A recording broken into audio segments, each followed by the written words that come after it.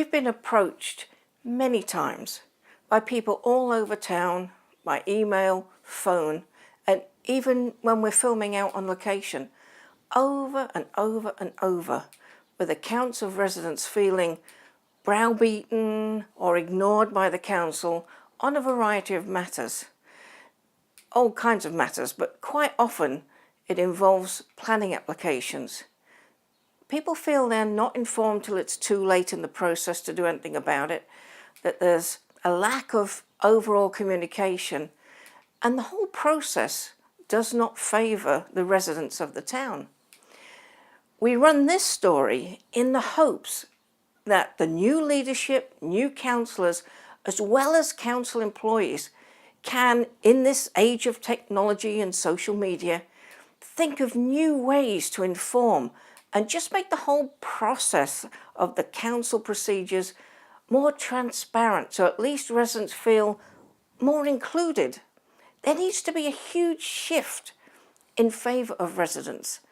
So hopefully the chasm of confusion, of frustration between the council and the people will diminish.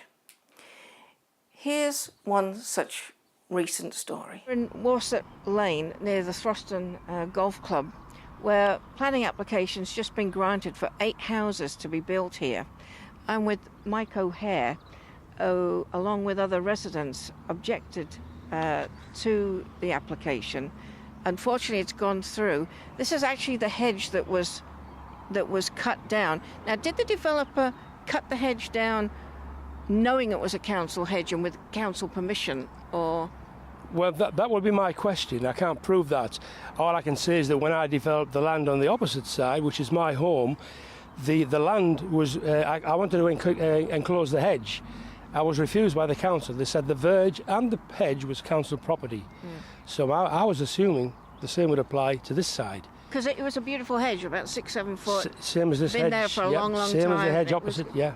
You must have been heartbroken when it went. Well, it's an historic hedge. Yeah. You know, and there's part of a historic wall as well. So we don't really know if the council gave him permission or whether he just went and cut down council property. I think the question needs to be asked for the council members themselves to investigate this. So, Mike, because part of the objection to this was this land rises, doesn't it, quite a few feet? Yeah, I mean, from that's 2 or 3 feet to about 7 or 8 feet at the other end. So are they going to level the land? Is this development going to overshadow everybody's houses here? Well, Mr. Litherland, the developer, told me personally that they were going to skim off 5,000 tonnes of earth.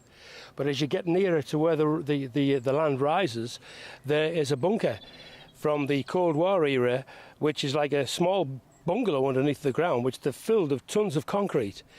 My question is, how are they going to skim with that bunker in place to get it to the road level to stop the house at the end being overlooked? And this hedge obviously is being taken down on the pretext that this road has to be widened in order to facilitate the new upgrades with utilities and what have you and access. Because at the moment it's not wide enough for 2 cars. When you filmed earlier, I think you saw 2 cars having to negotiate each other to get past each other. Now, when you get to the end of this road, which they're threatening to block off to facilitate this, it means that from this point onwards, everybody who wants to negotiate Hart Lane, which is only a few hundred yards from here, they've got a 4-mile trip. One major concern about the development is an increase of pedestrians over the barrier crossing that has already tragically claimed 2 lives.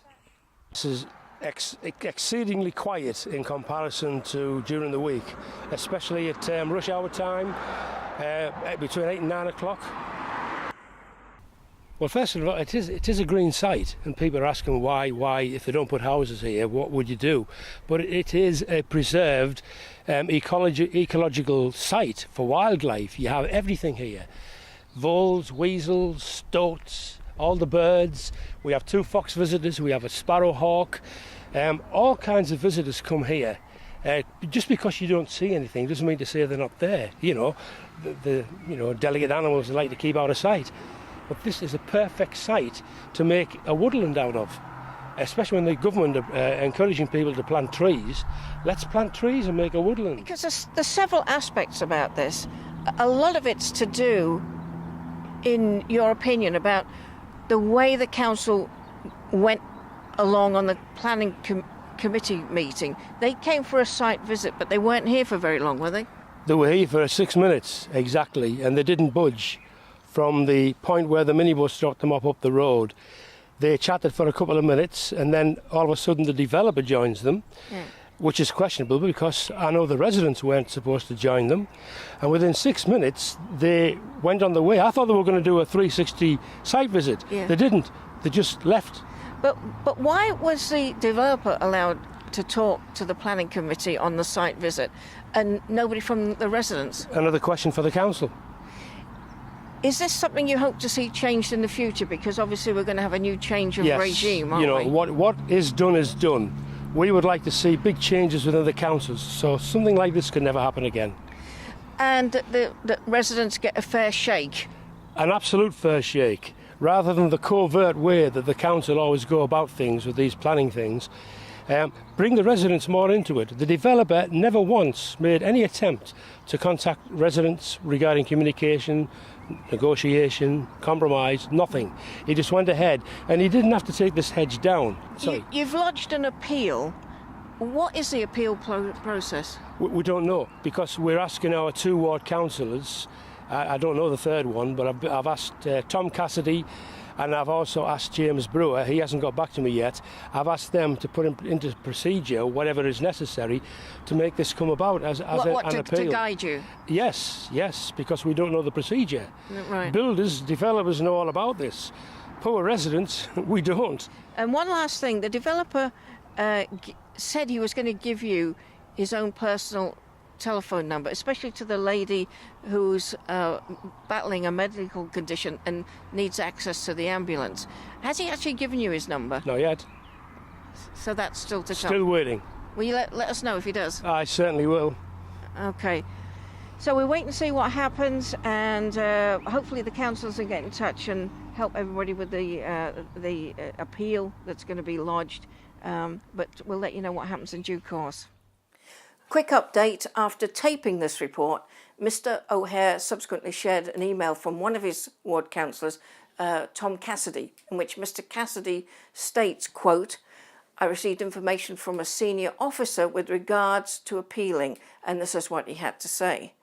"I appreciate the frustration of residents opposed to the development. However, unfortunately, there is no third-party right to appeal the decision.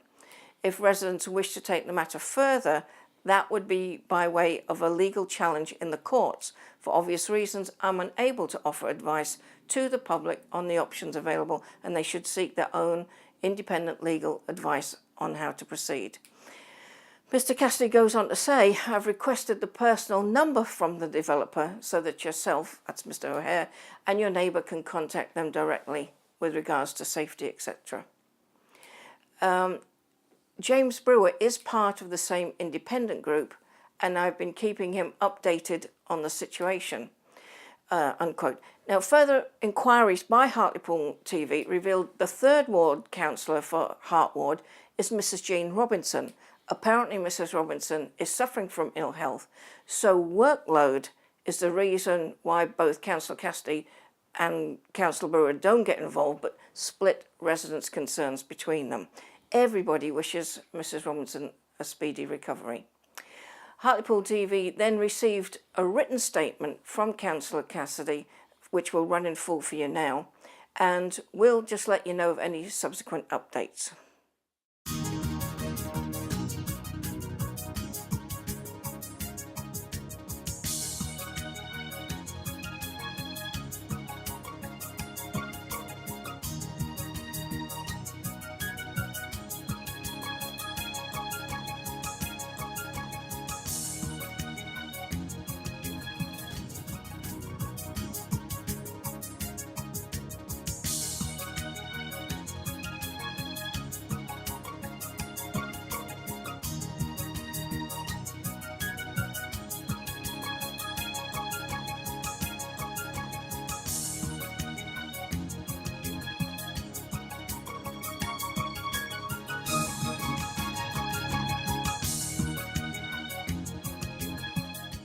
Please like and follow Hartlepool TV on Facebook and YouTube.